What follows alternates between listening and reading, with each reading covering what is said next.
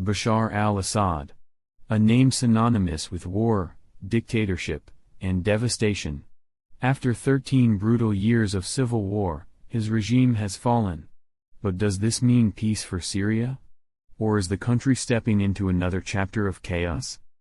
Today, we are breaking down what the fall of Assad means for Syria, its people, and the world. Get ready, because this is more than just another headline, it's a turning point in global politics. Bashar al-Assad wasn't even supposed to lead Syria. He was a doctor, trained in London, with dreams of pursuing a medical career. His older brother, Bashar al-Assad, was the heir apparent to their father, Hafez al-Assad, who ruled Syria with an iron grip for 30 years. But when Bashar died in a car accident in 1994, Bashar was suddenly thrust into the role of successor.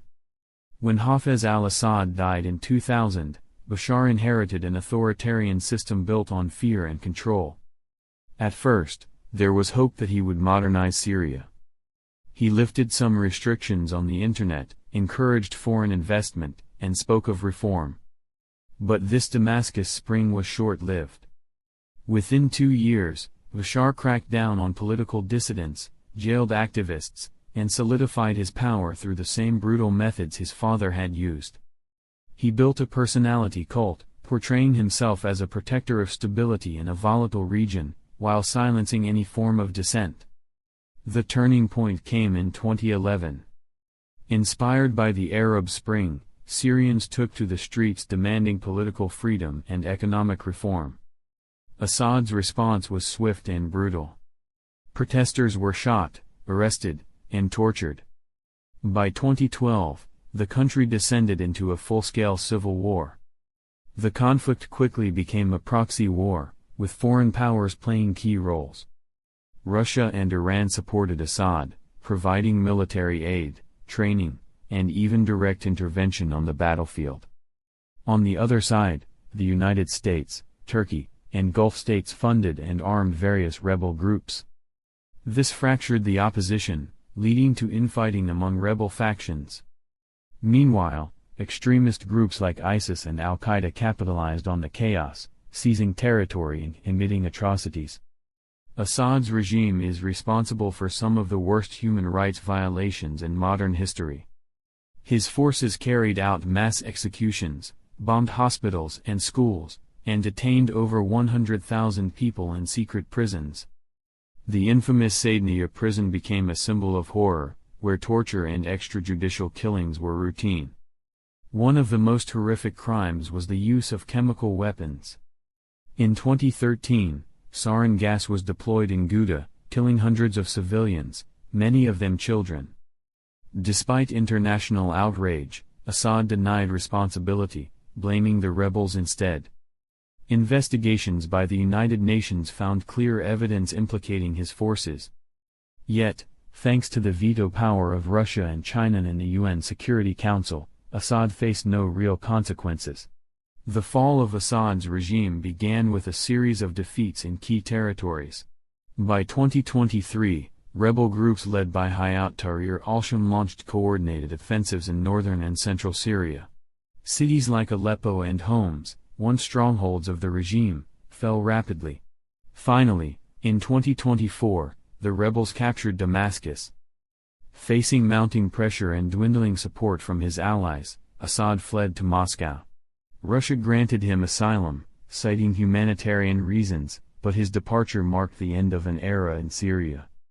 With Assad gone, the question is, who will fill the power vacuum?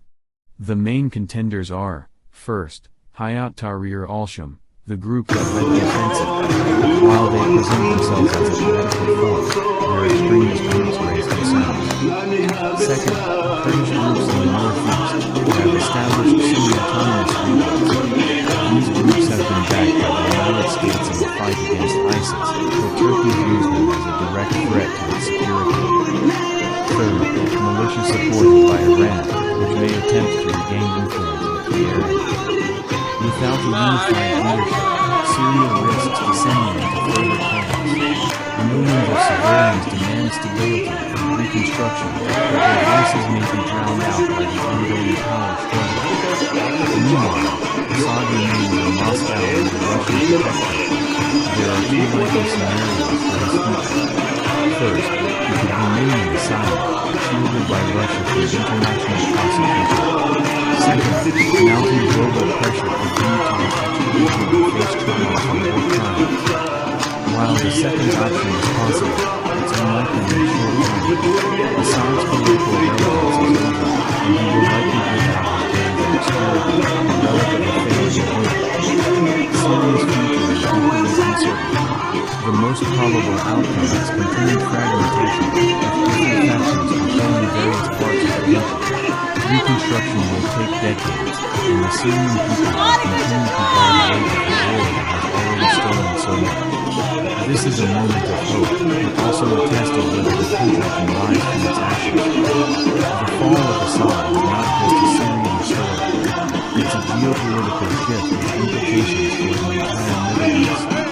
For Russia and Iran, it represents a setback in their influence over the region.